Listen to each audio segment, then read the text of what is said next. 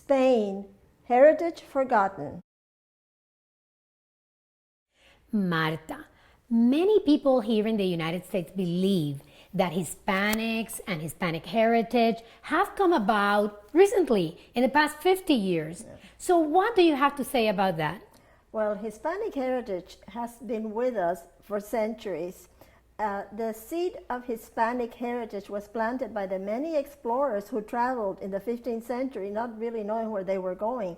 And beginning with Ponce de Leon, that he went to Puerto Rico, the very first that arrived in Puerto Rico. Do you know? Oh, yes, I know. He established the first European settlement in Caparra, Puerto Rico. And then a few years later, Menendez de Avilés came to Florida, arrived in Florida actually, and he established the first European settlement in the Western Hemisphere that still exists, because many of the settlements, they did not continue or they were changed, but that still exists in St. Augustine. And he named it St. Augustine because he arrived on the day of the feast of the saint, San Agustin, and that's why it's called St. Augustine. What is interesting about St. Augustine is that the Spanish government established the first integrated public school in St. Augustine. And this school was paid by the Spanish government and was compulsory for white boys until the age of 14 when they had to go to work, and voluntary for black boys who could attend as well. So this is the first time in the Western Hemisphere that black and white boys are attending the school under the same roof. And this did not happen in the United States until centuries later. Actually, it was in the 19th century where still black boys were not allowed to attend school with white boys. Can you explain a little bit about this explorer, Malespina?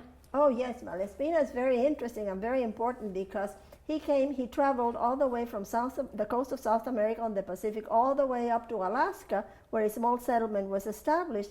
And what happens is that this comes to the realization that it was Spanish explorers who traveled both coasts, all the way the Atlantic coast and the Pacific coast, which had never been done before. Tell me about the missions. The Spanish established different structures that would take care of the government. One of them was the missions. The missions were in charge of the education, the agriculture of the area, and in time developed into some of the largest cities in the United States: San Antonio, Los Angeles, Memphis, San Agustin, and many others. To connect the cities, they had trails, and many of these have become our major roads in the country. How did the Spanish influence the urban planning of these cities in the United States? There was an urban planning code that was in effect part of the ordinances of Philip II. That's how old all this is. And they established certain regulations for the structure of all these cities.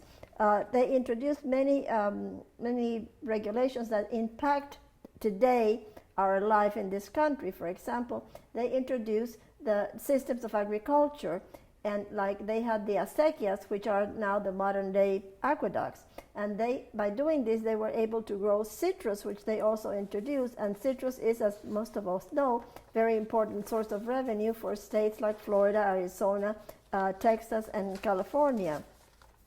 Also, because they brought the horse and cattle, they had to establish ranches, and the ranches today are established and administered exactly the same way that they were in the time that they were first established. So it's very important that we know that things that were established centuries ago, some of them are still impacting us, like the shipyards. Shipyards are also very important for coastal areas like Florida, and they were established so that they could repair the ships that were coming from Spain or going back with supplies and vice versa. So all these things are things that were established centuries ago, but that keep impacting our life. And how about the natural preserves? Well, this is a question that everybody's puzzled about when I speak, because the first natural preserve was established nowhere. No, where? In Puerto Rico. Oh, wow. Sierra del Luquillo. And what's interesting is that the general knowledge is that it's Yellowstone, the first natural preserve. Right. Well, the problem is that at the time that Sierra del Luquillo was set aside as a natural preserve, Puerto Rico was still as a Spanish possession. However, it's ours, and it is the first established in the Western Hemisphere. It doesn't matter when Yellowstone was established in this country. In the Western Hemisphere, first natural preserve was La Sierra de Luquillo. Tell me how the Spanish language has influenced here in our country. The Spanish language is really extraordinary because, first of all, it's the first European language that was spoken in the Western Hemisphere. This is 100 years before the Pilgrims ever arrived. But also, when the Spanish arrived, there were many great empires. You know, there were the Inca, the Maya, also the Creeks who had the Muskogean language, and these are spoken by the Seminoles and others, and they each had their own language. So even though they were great empires, they could not communicate with each other. When the Spanish come and they establish the Spanish language as the language to be spoken in all Spanish possessions, what happens then? All these groups of people can communicate with each other with one universal language, the Spanish. But did they still speak their native languages in those places? Yes, those native languages have been preserved for the most part. The Quechua, the Maya, actually even the Creeks that have the Muskogean language, it has been accepted not too long ago as a language with 20 letters, so it is a language with an alphabet. But what is interesting is that all these groups could not communicate with each other because none of them spoke the other language. However, with Spanish being the universal language in the Western Hemisphere, they could communicate with each other. As a matter of fact, Spanish is the third most spoken language on the internet after English and Chinese. How did the Spanish government influence our military as we have it now? This is a very interesting situation because the colonies had no resources. And so when the Revolutionary War began, they had to decide if they were to fight on land or in the sea. To fight in the sea, they require ships, and there's no money for ships. So they decided we have to fight on land. Now, here is where the Spanish contribution, one of them, comes in so importantly, because the Spanish are allies of France against the British. And in doing so, it is the Spanish Armada that everybody in the world thinks that it was destroyed in the 15th century, but it is not. Actually, the century of splendor for the Spanish Armada is the 18th century, which is when the colonies need that kind of help. And so after the war ends, the colonies realize that the Navy power is the one that wins the war, because this was really a naval war.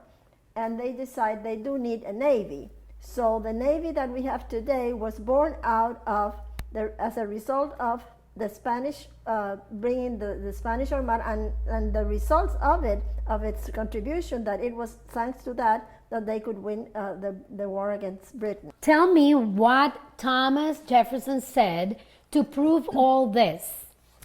Thomas Jefferson, in a letter to his son-in-law, explained to him that languages are all important and that French is indispensable. But however, to an American, Spanish is the most important, and it would become even more so every day, because our relationship with Spain is of extreme importance. So he decided that his daughters should have, as part of the education, their daily education, to read the El Quijote, which he had learned and read on his travels to France, and they should read 10 minutes every day in the Spanish Quixote, because he said the ancient history of our country is written in Spanish. Wow, I'm excited to read your book. It's very interesting because one of the things that few people know is that today the Spanish Armada and the U.S. Navy conduct exercises together very often, and many other contributions of each side. Like for right now, there's exchanges of artists, of music, but most importantly, exchange of scientists, because there's many Spanish scientists working right now with NASA to help our space program. So the Spanish connection has never ended, and it continues to flourish. If you would like to learn some more about these very important issues, you can go to your local library or bookstore and get one of these two books: Spain, The Forgotten Alliance, Independence of the United States, o España, La Alianza Olvidada, Independencia de los Estados Unidos. And you will be happy that you have learned facts that very few people know about the Spanish contribution to our country.